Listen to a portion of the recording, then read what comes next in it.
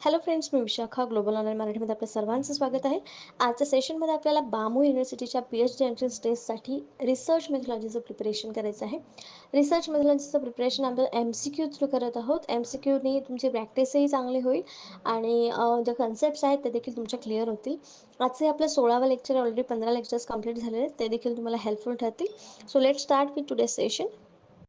Okay, session start करण्यापूर्वी एक important सूचना किंवा संधी आहे त्या स्टुडंटसाठी जे स्टुडंट्स प्रयत्न करत आहेत या एक्झामला क्रॅक करण्यासाठी. एक्झाम आहे 3 तारखेला. आपल्याकडे 10 ते 12 दिवस शिल्लक आहेत. या 10 दिवसांमध्ये प्रिपरेशन जर कोणाची झाली नसेल तर आम्ही त्यांना हेल्प करू शकतो. त्यांच्यासाठी आम्ही खास घेऊन आलो आहोत एक क्विक कोर्स, जो क्विक कोर्स तुम्हाला पूर्ण नोट्स, मॉक टेस्ट आणि लेक्चर्स जे असणार आहेत ते तुम्हाला रेकॉर्डेड मिळणार आहेत आणि शिवाय क्रॅश कोर्स याच्यामध्ये स्पेशल असणार आहेत, जे तुमचा पूर्ण रिसर्च मेथॉलॉजीचा सिलेबस कव्हर करून घेणार आहेत. सो जॉईन करण्यासाठी फक्त इकडे दिलेल्या व्हॉट्सअप नंबरवरती मेसेज करा.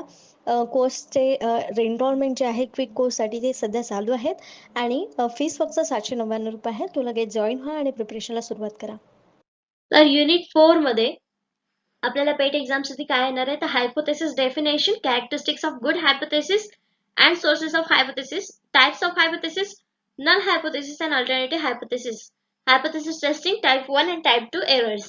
तर हे जे पॉइंट्स आहेत ते लास्ट लेक्चर मध्ये आपण काही पॉइंट्स कव्हर केलेत, जसे की अल्टरनेटिव्ह हायपोथेसिस, नल हायपोथेसिस, हायपोथेसिसचे टाइप्स वेगळे वेगळे, सिंपल हायपोथेसिस, हे जे प्रकार आहेत ते आपण बघितले लास्ट MCQs मधून, MCQs थ्रू लास्ट लेक्चर मध्ये. आजच्या लेक्चर मध्ये आपण डेफिनेशन बघू शकतो, त्याचं कॅरेक्टरिस्टिक्स, फंक्शन हायपोथेसिसचं, त्यानंतर टाइप एरर्स जे आहेत, टाइप 1 एरर किंवा टाइप 2 एरर जे काय आहेत ते आपण समजून घेणार आहोत MCQ थ्रू, किंवा त्याच्यावरती MCQ कसे येऊ शकतात हे आपल्याला आजच्या लेक्चर मध्ये बघायचं आहे. तर फर्स्ट क्वेश्चन आपल्याला बघायचं आहे, children can learn a second language faster before the age of 7 is this statement. म्हणजे काय सांगितलेलं आहे की लहान मुलं जे आहेत ते वयाच्या 7व्या वर्षापर्यंत दुसरी भाषा म्हणजे जी मातृभाषा आहे ती सोडून दुसरी कुठलीही भाषा लवकर शिकतात किंवा शिकू शकतात, त्यांच्यामध्ये ती कॅपॅसिटी असते. ही जे स्टेटमेंट दिलेलं आहे तर स्टेटमेंट काय सांगताय किंवा कसं आहे. ऑप्शन्स आहेत, ऑप्शन्स काय काय बघू आपण. नॉन सायंटिफिक स्टेटमेंट, याच्यामध्ये काय सायंटिफिक नाही असं आहे. सायंटिफिक आहे ना, हे प्रूव्ह झालेलं आहे, किंवा असं जे स्टेटमेंट केलेलं आहे ते काहीतरी एक्सपिरियन्स वरून केलेलं आहे. मग हे अवैज्ञानिक विधान असेल का? नाही. मग दुसरं काय आहे, वन टेल्ड हायपोथेसिस, तिसरं आहे two tailed hypothesis and a null hypothesis. मग आपलं ए आन्सर इथे असणार आहे का? नाही. मग आपल्याकडे 3 ऑप्शन राहिलेले आहेत आणि त्याच्यामध्ये नल हायपोथेसिस आहे का ते तिथे रिजेक्ट केलेलं आहे का? ट्रू असून जे स्टेटमेंट दिलेलं आहे ते ट्रू असून रिजेक्ट केलेलं असेल तर तिथे नल हायपोथेसिस होतं. मग हे नल हायपोथेसिस मध्ये इथे कुठलं स्टेटमेंट दिसत नाही, मग आपलं हे पण ऑप्शन चुकीचं आहे. मग आपल्याला करेक्ट आन्सर या दोन्ही मधूनच मिळणार आहे. मग याच्यातलं करेक्ट आन्सर कुठला आहे? वन टेल्ड हायपोथेसिस, एक पूछ परिकल्पना ज्याला म्हणतो ते. बी हे ऑप्शन इथे आपल्याला करेक्ट मिळालेलं आहे. कसं? A one-tailed test is statistical test which the critical area of the distribution is one-sided. One tailed test कधी म्हणतो आपण? जेव्हा तिथे साइड 1 असते, एकच साइड असते, दुसरी साइड नसते. मग तिथे आपल्याला एकच साइड दिसते की नाही, की 7 वर्षापर्यंत मुलं दुसरी भाषा शिकू शकतात. त्याचं रिझन दिलेलं नाहीये, किंवा का शिकू शकत नाही किंवा का शिकू शकतात याच्यापेक्षा जास्त ते शिकू शकतात, हे वन साइडेड स्टेटमेंट आपल्याला दिलेलं आहे, म्हणून ते वन टेल्ड स्टेटमेंट आहे. So that it is either greater than or less than a certain value but not both. If the sample being tested falls into the one side critical area, the alternative hypothesis will be accepted instead of the null hypothesis. The alternative hypothesis आपण कधी घेत असतो हे आपण काल बघितलेलं आहे कालच्या लेक्चर मध्ये. जेव्हा null hypothesis आपल्याला एक्सेप्ट करायचं नसतं तेव्हा तिथे आपण alternative hypothesis घेत असतो. तो वन साइडेड जेव्हा वन टेल्ड स्टेटमेंट जेव्हा असतं तिथे आपण या हायपोथेसिसचा विचार करू शकतो, अल्टरनेटिव्ह हायपोथेसिस किंवा null hypothesis. This is because it state the direction of effect. तर याच्यामध्ये काय सांगितलेलं आपल्याला, जे उदाहरण दिलं की वयाच्या 7व्या वर्षापर्यंत स्टुडंट्स किंवा लहान मुले जे आहेत ते 2 भाषा शिकतात, 2 लँग्वेज शिकतात. मग हे काय दिलेलं आहे, एकच डायरेक्शन दिलेली आहे इफेक्टची, एका विषयाच्या इफेक्टची म्हणजे परिणामांची ही आपल्याला डायरेक्शन दिलेली आहे, म्हणजे ही वन टेल्ड आहे. काय आहे? वन टेल्ड आहे. एकच इफेक्ट सांगितलेला आहे, एकच डायरेक्शन आपल्याला इथे सांगितलेलं आहे, म्हणून हे आन्सर आपलं इथे बी करेक्ट आलं होतं 110. तर नेक्स्ट क्वेश्चन आपण बघतोय सेकंड नंबरचा, what is the characteristics of hypothesis? गृहीतकांचं वैशिष्ट्य काय आहे? जे हायपोथेसिस आपण स्टेटमेंट्स मांडत असतो, तर ते स्टेटमेंट्सचं वैशिष्ट्य काय आहे, हे हायपोथेसिस आहे आपण कशावरून ओळखू शकतो, किंवा ते नेमकं काय आहे, त्याचे वैशिष्ट्य काय आहे, तर ते आपल्याला सांगायचं आहे. तर आपल्याला इथे ऑप्शन्स मध्ये काही स्टेटमेंट्स बद्दल वैशिष्ट्य दिलेले आहेत, ते कुठली कुठली बरोबर आहेत ते सांगायचं आहे. It is a tentative statement. हे आपलं जे स्टेटमेंट आहे ते बरोबर आहे. हे जे दिलेलं आपलं ऑप्शन बरोबर आहे का? कारण हे तात्पुरतं विधान असतं. जोपर्यंत आपण त्याच्यावर रिसर्च करत नाही, अनालिसिस करत नाही डेटा मिळालेला आणि त्यातून काही प्रूव्ह होत नाही, कन्क्लुजन सेम येत नाही, तोपर्यंत ते एक टेंटेटिव्ह स्टेटमेंट असतं. आणि जे कन्क्लुजन मध्ये प्रूव्ह होतं तेव्हा ते मग एक फायनल स्टेटमेंट होऊ शकतं. पण हे हायपोथेसिस हे टेंटेटिव्ह स्टेटमेंट असतं, ज्याच्यावरती आपण रिसर्च करतो. नेक्स्ट आहे इट्स व्हॅलिडिटी इज अननोन. मग हे सुद्धा आपल्याला बरोबर आहे. त्याची व्हॅलिडिटी काय आहे, वैधता काय आहे, हे आपल्याला काहीच माहित नसतं. एक अंदाजा स्टेटमेंट आपण तिथे मांडलेलं असतं की पुढे पुढे असा रिझल्ट आपल्याला मिळेल. मग हे पण आपलं आन्सर इथे बरोबर आहे. मग दोन ऑप्शन इथे आपलं बरोबर आलेलं आहे. मग दोन ऑप्शन असणार कुठला आन्सर आहे का इथे? नाहीये, एकच ऑप्शन आहे आपल्याला, जे आहे डी ऑल ऑफ दी अबो. हे तर आपल्याला मिळालं, पण तिसरं पण आपल्याला चेक करायचं आहे.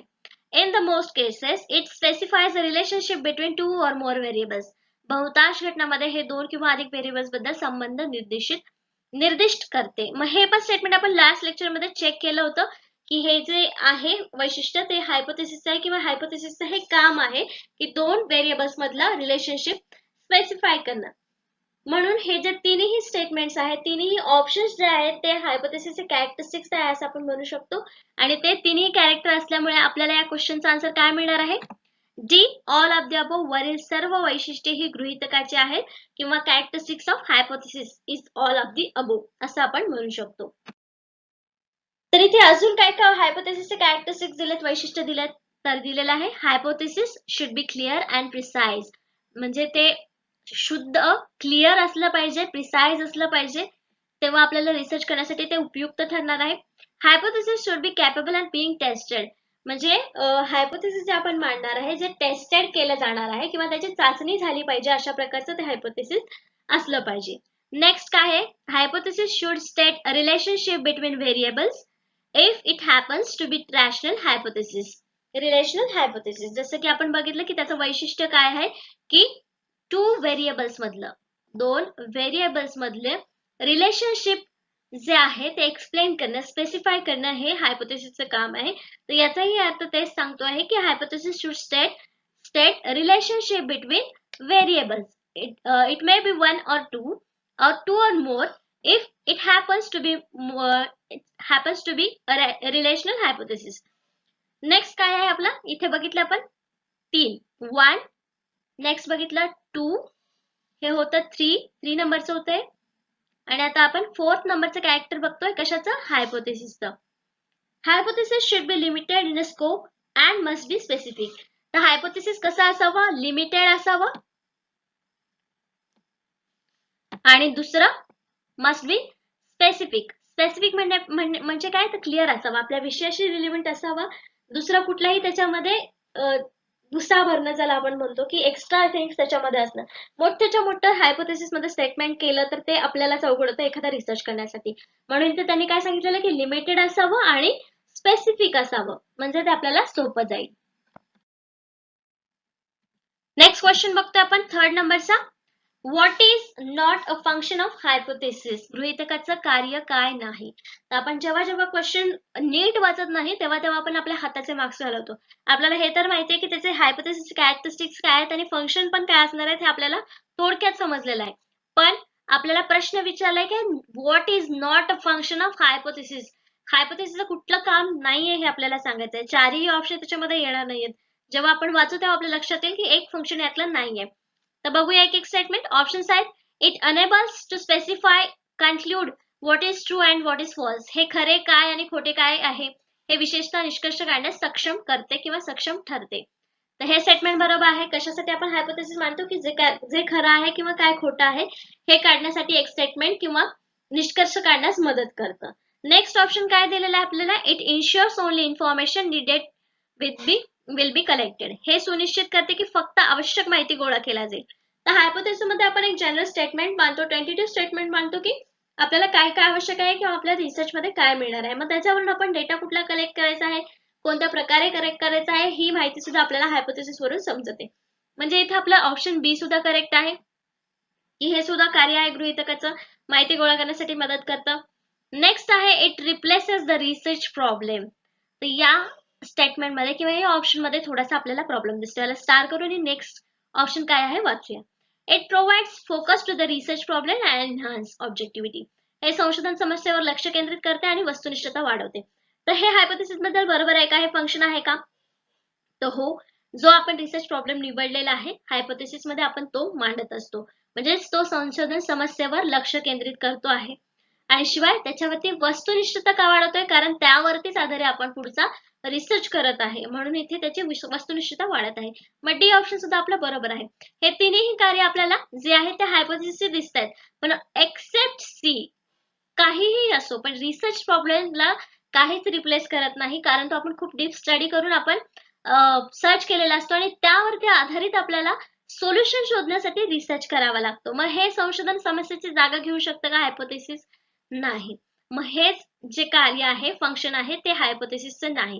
म्हणजे आपलं करेक्ट आन्सर देते काय आहे ते C, it replace the research problem. हे संशोधन समस्येची जागा घेते किंवा घेऊ शकतं, हे जे ऑप्शन आहे ते चुकीचं आहे, हे फंक्शन हायपोथेसिसचं नाही, म्हणून इथं आपलं करेक्ट आन्सर सी आलेलं आहे.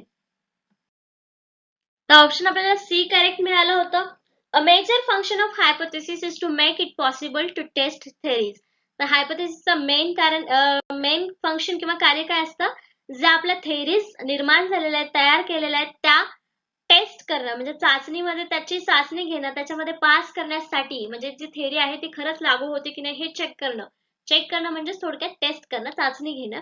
तर ते करण्याचं काम हायपोथेसिस आहे. In this regard, alternative definition of hypothesis is that it is the statement of theory is testable forms. म्हणजे theory testable form मध्ये असते, त्याला आपण hypothesis म्हणू शकतो किंवा hypothesis फंक्शन असतं. All statements of theory is in testable form are called hypothesis. Hypothesis चे definition आपल्याला इथे थोडक्यात मिळालेले आहे की काय, all statements of theories in testable form are called hypothesis. म्हणजे जे काही थेरीज आहेत ज्या टेस्टेबल फॉर्म मध्ये असतात, म्हणजे चाचणी करण्यायोग्य असतात, त्याला आपण हायपोथेसिस म्हणू शकतो. Some hypothesis are not associated with any particular theory. म्हणजे काही जे हायपोथेसिस असतात ते कुठल्याच थेरीशी, पर्टिक्युलर थेरीशी असोसिएट नसतात किंवा त्याच्याशी संबंधित नसतात असं आपण म्हणू शकतो. तर काही फंक्शन्स आपल्याला हायपोथेसिसच्या क्वेश्चन मध्ये या एमसीक्यू मध्ये कळालेले आहेत. तर नेक्स्ट क्वेश्चन बघतो आपण 4th नंबरचा. Any type of hypothesis can become the basis on an inquiry. कोणत्याही प्रकारच्या गृहीतकाच्या चौकशीवर आधार बनू शकतो. हे स्टेटमेंट कसं आहे, खरं आहे की खोटं आहे? दोन ऑप्शन दिलेले आहेत आपल्याला. एक्झाम मध्ये कदाचित असे दोन ऑप्शन येणार नाहीत, आपल्याला 4च ऑप्शन येतील, त्याच्यामध्ये वेगवेगळे ऑप्शन येतील, पण ट्रू अँड फॉल्स पैकी आपल्याला याच्यात एक आन्सर निवडायचा आहे की any type of hypothesis can become the basis on the enquiry. चौकशीच्या आधारावर एखादा गृहीतकाचा प्रकार होऊ शकतो का, म्हणजे हायपोथेसिसचा प्रकार होऊ शकतो का? तर खरंच याचं करेक्ट आन्सर काय असणार आहे? Of course true.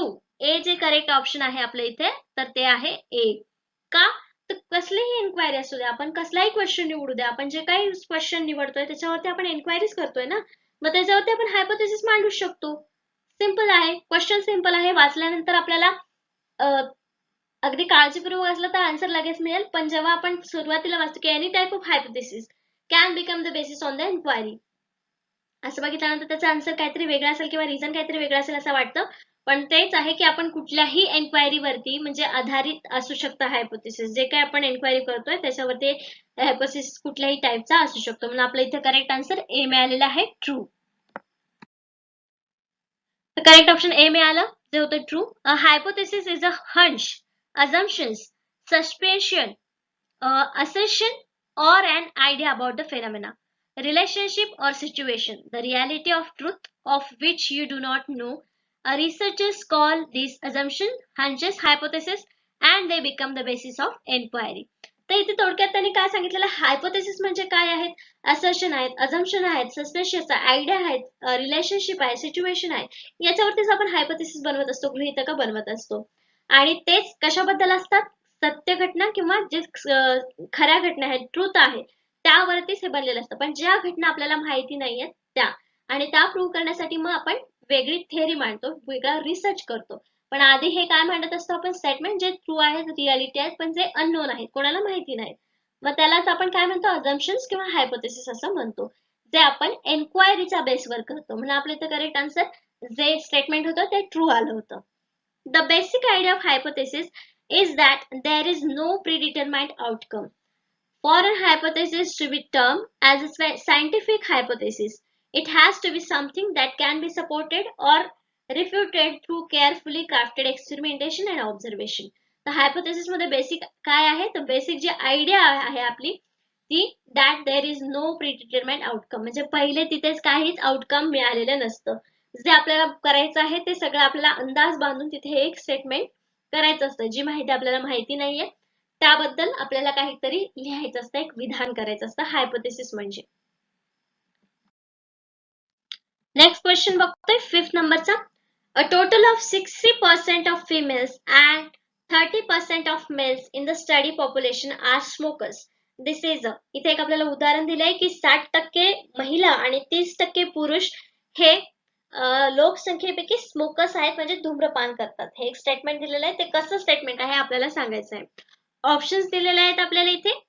Hypothesis of difference म्हणजे फरकाची परिकल्पना आहे किंवा डिफरन्सचं गृहीतक दिलेलं आहे आपल्याला, फरकाचा गृहीतक. नेक्स्ट आहे हायपोथेसिस ऑफ पॉइंट प्रिव्हलन्स, बिंदू व्याप्तीची परिकल्पना. सी नल हायपोथेसिस, शून्य परिकल्पना. D none of the above hypothesis. तर हे तर आपला आन्सर नसणार आहे. D none of the above. एक हायपोथेसिस नक्कीच तिथं त्या स्टेटमेंट मध्ये आहे, नंबर्स मांडलेले आहेत आणि एक स्टेटमेंट दिलेला आहे प्रॉपर आपल्याला दिसते, म्हणजे डी ऑप्शन नाहीये. नल हायपोथेसिस कधी असतं हे सुद्धा आता आपल्याला समजलेलं आहे, त्याच्यामुळे सी ऑप्शन सुद्धा नसणार आहेत. हे दोन ऑप्शन आहेत ते कट झालेले आहेत, मग दोन ऑप्शन उरलेले आहेत. Hypothesis of difference, hypothesis of point prevalence. तर इथे करेक्ट ऑप्शन जे आपलं आहे ते आहे B, hypothesis of point prevalence, बिंदू व्याप्तीची परिकल्पना. आता हे नेमकं काय आहे आपल्याला समजून घ्यायचं आहे. हायपोथेसिस ऑफ डिफरन्स, फरकाची परिकल्पना का नाहीये इथे, कारण इथे डिफरन्स पेक्षा त्यांनी जास्त काहीतरी माहिती आपल्याला सांगितलेलं आहे, दोन्हीमध्ये फरक दिलेला नाहीये, तर त्या दोन्हीचं पर्सेंटेज पॉप्युलेशन पैकी ही माहिती आपल्याला दिलेलं आहे, म्हणून बी ऑप्शन इथे करेक्ट आहे, हायपोथेसिस ऑफ पॉइंट प्रिव्हिलन्स. आता ही जी टर्म आहे ते काय आहे ते आपण समजून घेऊया. तर करेक्ट ऑप्शन बी मिळाला, hypothesis of point prevalence. There are some times when a researcher has enough knowledge about the phenomenon that she is studying and is confident about speculating almost the exact prevalence of the situation or outcome in the quantitative units. This type of hypothesis is known as hypothesis of point prevalence. म्हणजे याच्यामध्ये काय आहे, जो researcher आहे त्याला त्याच्या subject बद्दल, जो विषय त्याने निवडलेला आहे स्टडीसाठी, त्याबद्दल त्याला बऱ्यापैकी माहिती असते, म्हणजे त्याला अंदाज असू शकतो की पुरुषांपेक्षा महिला जास्त स्मोकर्स आहेत असं येऊ शकतं. पण जेव्हा कॉन्फिडेंट असतो त्या विषयाबद्दल आणि रिझल्ट सुद्धा आपल्याला सेम मिळतो आहे, situation outcome in quantitative units मध्ये तेच रिझल्ट आपल्याला मिळतो आहे, तेव्हा तिथं आपण हायपोथेसिस ऑफ पॉइंट प्रिव्हिलन्स पॉइंट का वापरलेला आहे, कारण ऑलरेडी त्याच्याबद्दल आपल्याला थोडीफार माहिती आहे आणि ते प्रूव्ह होत आहे, कॉन्फिडेंटली माहिती मिळालेली आहे ती तिथे प्रूव्ह होते, आउटकम मध्ये आपल्याला ती मिळते, म्हणून तिथे आपण हायपोथेसिस ऑफ पॉइंट प्रिव्हिलन्स हे टर्म वापरलेले आहे. तर कळालं आपल्याला हायपोथेसिस ऑफ पॉइंट प्रिव्हिलन्स म्हणजे काय, ऑलरेडी माहिती आहे आणि आपल्या रिझल्ट मध्ये रिसर्च केल्यानंतर देखील तोच तसाच रिझल्ट आपल्याला मिळतो आहे, त्याला आपण point of hypothesis point of prevalence असं म्हणू शकतो. नेक्स्ट क्वेश्चन बघतो आपण 6 नंबरचा. Which aspects of the research process could be responsible for the unintended introduction of error in the study? अभ्यासामध्ये त्रुटीचा अनपेक्षित परिचय करण्यासाठी संशोधन प्रक्रियेचा कोणता पैलू जबाबदार असू शकतो, म्हणजे कुठल्या गोष्टीमुळे आपल्याला स्टडीमध्ये एररशी सामना करावा लागेल हे आपल्याला सांगायचं आहे. तर ऑप्शन्स दिलेले आहेत. फ्लॉड सॅम्पलिंग मेथड, सदोष नमुना पद्धत. फॉल्टी डेटा कलेक्शन मेथड, सदोष डेटा संकलन पद्धती. रॉंग अनालिसिस मेथड, चुकीची विश्लेषण पद्धत. D all of the above. तर याच्यामध्ये आपल्याला प्रश्न वाचल्यानंतर लगेच लक्षात येईल की कशामुळे स्टडीमध्ये एरर येईल असं आपण सांगू शकतो दिलेल्या ऑप्शन्स पैकी.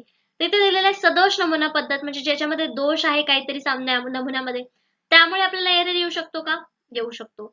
फॉल्टी डेटा कलेक्शन मेथड म्हणजे चुकीची डेटा संकलनाची पद्धत वापरली तर आपल्याला डेटा सुद्धा चुकीचा मिळेल आणि विश्लेषण करताना मग आपल्याला मध्ये एरर मिळत जातील. मग हे सुद्धा रिझन असू शकतं आपल्याला स्टडीमध्ये एरर मिळण्याचं, अनपेक्षित एरर मिळण्याचं. रॉंग अनालिसिस मेथड, चुकीची विश्लेषण पद्धत देखील वापरली तरी सुद्धा आपल्याला अनपेक्षित म्हणजे जी अपेक्षा नाहीये तसे तर त्यामध्ये देखील एरर मिळेल आपल्याला स्टडीमध्ये.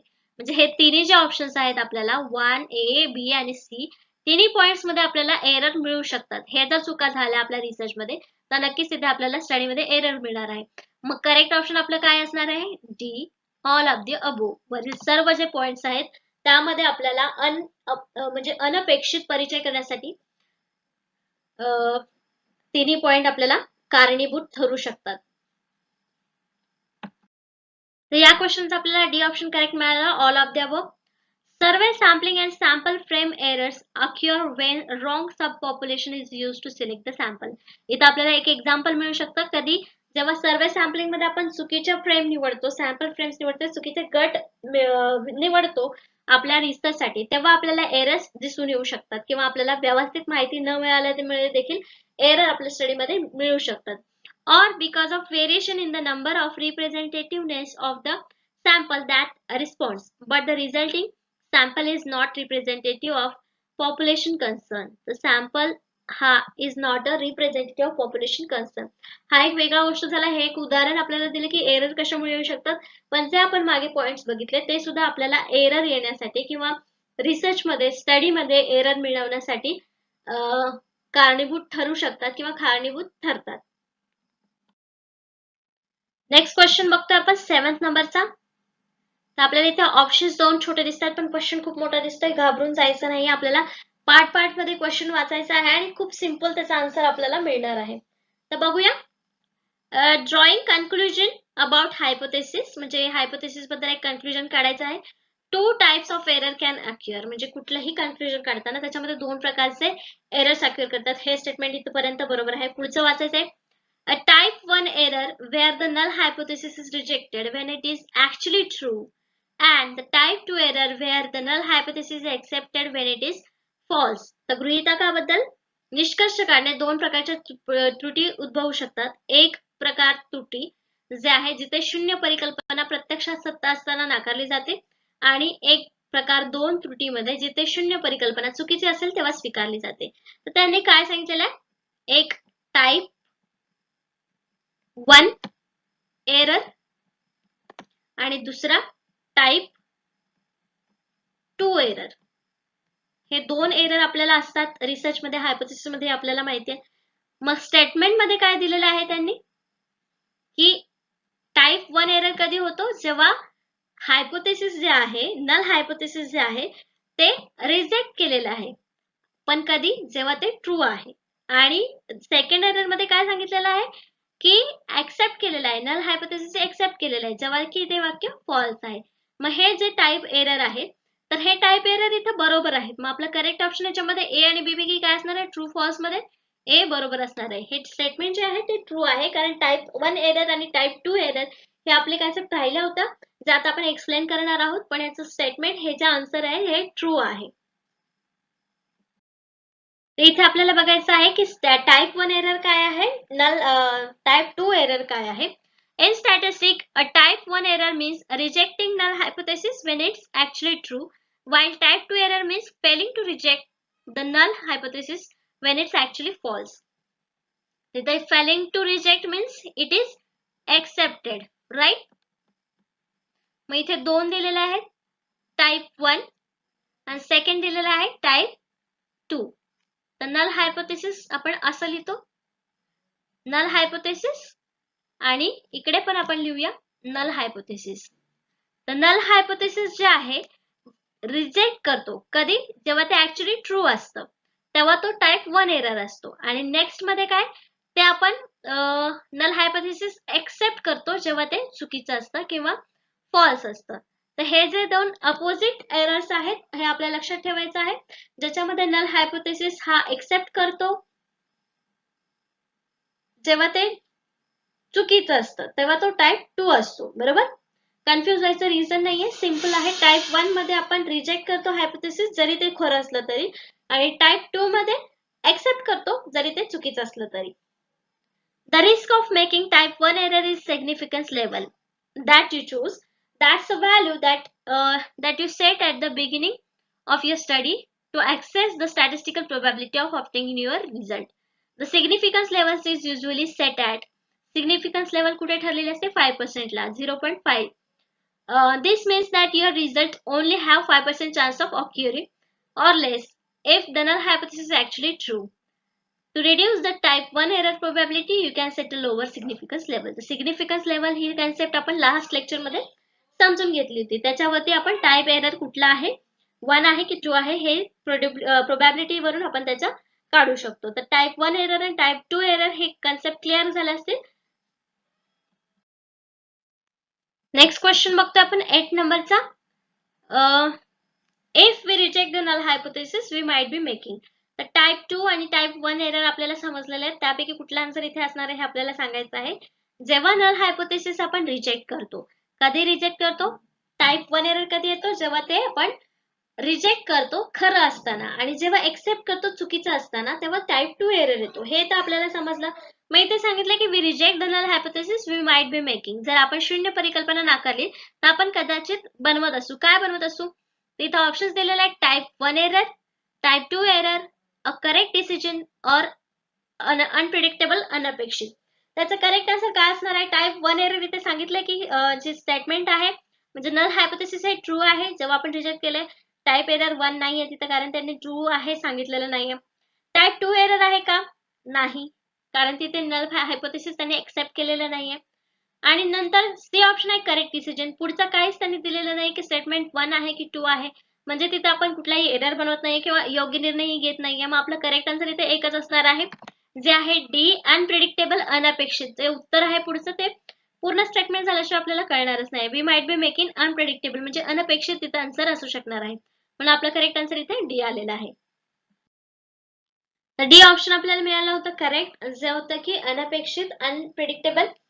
तर ते आहे if there is a less than a 5% chance of result as extreme as sample result if the null hypothesis were true. म्हणजे त्यांनी पण सांगितलं की तिथे काही 5% चान्स असते की नल हायपोथेसिस हे ट्रू आहे, तर तिथे 1 एरर टाइप हा तयार झाला असता. पण तिथे हायपोथेसिस रिजेक्ट केलेला आहे, पण तो ट्रू आहे की फॉल्स आहे हे देखील आपल्याला सांगितलेलं. मग कुठलाही एरर तिथे होत नाहीये किंवा आपला डिसिजन खरा आहे किंवा चुकीचा आहे किंवा हे सुद्धा आपल्याला सांगता येत नाहीये. आणि त्यामुळेच आपलं क्वेश्चन होतं की रिझल्ट आन्सर जे होतं ते होतं अनप्रिडिक्टेबल अनअपेक्षित. When this happens the result set to be statistically significant. मग याला आपण काय म्हणू शकतो? असं जेव्हा सिच्युएशन येतं the null hypothesis rejected when there were null hypothesis were true, हे जेव्हा येतं तेव्हा तो स्टॅटिस्टिकली सिग्निफिकंट असतो आणि तिथे कुठलाही एरर आपल्याला सांगता येतो. म्हणून हा स्टॅटिस्टिकली सिग्निफिकंट लेवल असतो किंवा सिग्निफिकंट रिझल्ट असतो असं आपण इथे म्हणू शकतो. नेक्स्ट क्वेश्चन बघतो आपण 9th नंबरचा. Null and alternative hypothesis are statement about. शून्य आणि पर्यायी गृहीतके याविषयी विधाने असतात. कशाविषयीचे असतात हे आपल्याला सांगायचं आहे. लास्ट लेक्चर मध्ये आपण बघितलं नल हायपोथेसिस म्हणजे काय आणि अल्टरनेटिव्ह हायपोथेसिस म्हणजे काय, ती कधी यूज केली जातात ते सुद्धा आपण लास्ट लेक्चर मध्ये बघितलेले आहेत. इथे ऑप्शन दिले आहेत की हे स्टेटमेंट कशाबद्दल असतात. ऑप्शन्स आहेत population parameters, sample parameters, sample statistics, it depends, sometimes population parameters and sometimes sample statistics. म्हणजे कधी कधी हे पॉप्युलेशन वरती आधारित असतात, कधी कधी सॅम्पल स्टॅटिस्टिक्सवर असतात. तर हे चुकीचं आहे. सॅम्पल स्टॅटिस्टिकवर पण नाही, मग सॅम्पल पॅरामीटर्सवर नाही. हे कशावर आधारित असतात? ए पॉप्युलेशन पॅरामीटर्स, लोकसंख्या मापदंड. मग करेक्ट आन्सर आपल्या इथे काय आहे? ए पॉप्युलेशन पॅरामीटर्स. का? सॅम्पल पॅरामीटर्स, सॅम्पल स्टॅटिस्टिक्स आणि बाकीच्या तिन्ही मग ऑप्शन जे आहेत ते पॉप्युलेशन वरती नंतर पुढच्या गोष्टी आहेत. पॉप्युलेशन निवडल्यानंतर मग सॅम्पल्स आपण त्यातून घेत असतो. म्हणून नल हायपोथेसिस आणि अल्टरनेटिव्ह हायपोथेसिस हे स्टेटमेंट पॉप्युलेशन पॅरामीटर्सशी रिलेटेड आहेत किंवा त्यावर आधारित ही गृहीतक आहेत, विधाने आहेत. म्हणून आपला करेक्ट आन्सर इथे आपल्याला ए मिळालेला आहे. ए ऑप्शन करेक्ट मिळाला आपल्याला. The null and alternative hypothesis are two mutually exclusive statements about the population. तर हे दोन्ही जे स्टेटमेंट्स आहेत ते कशाशी रिलेटेड आहेत? पॉप्युलेशनशी. A hypothesis test uses sample data to determine whether to reject the null hypothesis. The alternative hypothesis is what you might believe to be true or hope to be proved true. The alternative hypothesis कधी वापरतो आपण? जेव्हा आपल्याला hypothesis true आहेत किंवा true असण्याचे hopes आहेत त्यावेळेस आपण अल्टरनेटिव्ह हायपोथेसिस वापरतो. आणि दुसरं आहे की जेव्हा पॉप्युलेशन वरती आपण हे नल हायपोथेसिस किंवा अल्टरनेटिव्ह हायपोथेसिस वापरतो तेव्हा ते टेस्ट करण्यासाठी चांगले असतात किंवा त्या टेस्ट केल्यानंतर आपल्याला कळतं की सॅम्पल डेटामध्ये ते हायपोथेसिस रिजेक्ट करण्यासारखे आहेत की एक्सेप्ट करण्यासारखे आहेत. म्हणजेच आपल्याला पॉप्युलेशन बद्दल जी काही माहिती मिळते, पॉप्युलेशन वरती आपण वेगवेगळे टेस्ट घेतोय तर ते स्टार्ट होतात पॉप्युलेशन पासूनच. म्हणून इथे आपलं करेक्ट आन्सर मिळालं होतं की पॉप्युलेशन पॅरामीटर्स वरती नल आणि अल्टरनेटिव्ह हायपोथेसिस हे रिलेटेड असतात किंवा त्यावरचे रिलेटेड हे स्टेटमेंट्स असतात. नेक्स्ट क्वेश्चन बघतो आपण 10th नंबरचा. A type 1 error occurs when we त्रुटी एक प्रकार एक त्रुटी येते जेव्हा येते आपण जेव्हा काय करतो. म्हणजे आपल्याला टाइप 1 एरर कधी येतो हे सांगायचं. ऑप्शन्स दिलेला आहे. पहिला ऑप्शन आहे reject false null hypothesis. Reject false null hypothesis हे आन्सर आहे का? नाही, कारण आपण तिथे ट्रू स्टेटमेंट्स किंवा ट्रू हायपोथेसिस रिजेक्ट करत असतो. नेक्स्ट आहे रिजेक्ट ट्रू नल हायपोथेसिस. इथे काय दिलेलं आहे? Reject a true null hypothesis. म्हणजे हेच आपला एरर आहे. म्हणजे आपलं करेक्ट ऑप्शन बी आपल्याला इथे सेकंडलाच मिळालं. बाकीचे ऑप्शन्स वाचून बघूया. Do not reject a false null hypothesis. खोटी शून्य गृहीतक नाकारत नाही. Do not reject a true null hypothesis म्हणजे डू नॉट रिजेक्ट म्हणजे हे दोन्ही एक्सेप्ट करतायत. मग टाइप 1 एरर मध्ये रिजेक्टचे रिलेटेड आहे म्हणजे हे दोन्ही सुद्धा आपले ऑप्शन्स कटणार आहे, तिथे एक्सेप्ट करतात. ई आहे fail to make a decision regarding whether to reject a hypothesis or not. म्हणजे इथे डिसाइड न करणं म्हणजे टाइप 1 एरर आहे का? नाही. म्हणजे हे चार ऑप्शन्स गेलेले आहेत आणि आपल्याला एकच करेक्ट आन्सर मिळालेला आहे. टाइप 1 एरर आपल्याला समजलं आहे जिथे नल हायपोथेसिस हे रिजेक्ट केलं जातं जरी ते खरं असतं ना. इथे टाइप 1 एरर आहे म्हणजे आपला ऑप्शन करेक्ट बी आहे. Reject true null hypothesis. खरी शून्य गृहीतक नाकारा किंवा नाकारलं जातं तेव्हा तिथे टाइप 1 एरर अक्युअर होतं किंवा टाइप 1 एरर आपल्याला दिसून येतो.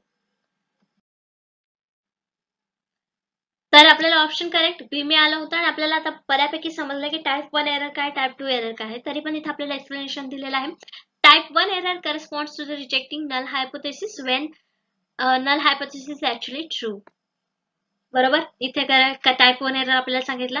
And type 2 error correspond to the accepting null hypothesis when there is null hypothesis false, hence 4 possibilities may arise. The null hypothesis is true but the test rejects it. Type 1 error. तर अशा प्रकारे type 1 error इथे काय आपल्याला समजलंय. तसेही आपण type 1 error आणि type 2 error आता चांगल्या प्रकारे लक्षात ठेवलेले आहेत. एखादं एक्झाम्पल जरी आपल्याला दिलेलं आहे तिथे आणि त्याच्यातून कुठला हायपोथेसिस आहे हे म्हणजे एरर कुठला आहे हे जर सांगायचं झालं तर आपण सहजपणे सांगू शकतो. एवढा क्लिअर आपण टाइप 1 एरर आणि टाइप 2 एरर इथे केलेले आहे. हायपोथेसिसचे प्रकार आपण वेगळे बघितलेले आहेत लास्ट लेक्चर मध्ये. तर अशा प्रकारे याचे 10 प्रश्न आणि 10 कन्सेप्ट इथेच आपल्याला संपलेले आहेत. आपण लास्ट लेक्चर मध्ये देखील हायपोथेसिस वरचे क्वेश्चन बघितले होते एमसीक्यूज आणि त्यातून काही कन्सेप्ट क्लिअर केला होता. जसे की आपण डेफिनेशन्स बघितली होती हायपोथेसिसची काय करू शकतो, त्याचे कॅरेक्टरिस्टिक्स बघितलं होतं. अल्टरनेटिव्ह हायपोथेसिस काय, सिंपल हायपोथेसिस काय, सिग्निफिकन्स लेवल्स म्हणजे काय, हे सगळ्या ज्या गोष्टी आहेत त्या एमसीक्यू मधून आपण क्लिअर केलेल्या आहेत. आणि आजच्या लेक्चर मध्ये देखील type 1 error, type 2 error, function of the hypothesis, characteristics of hypothesis ह्या सगळ्या ज्या गोष्टी आहेत त्या आपण या लेक्चर मध्ये क्लिअर केलेल्या आहेत. नेक्स्ट लेक्चर मध्ये आपण नेक्स्ट युनिट वरचे क्वेश्चन्स बघणार आहोत. एमसीक्यू थ्रू आपल्या कन्सेप्ट क्लिअर करण्याची सिरीज आपण चालू ठेवणार आहोत. आजच्या सेशन साठी धन्यवाद.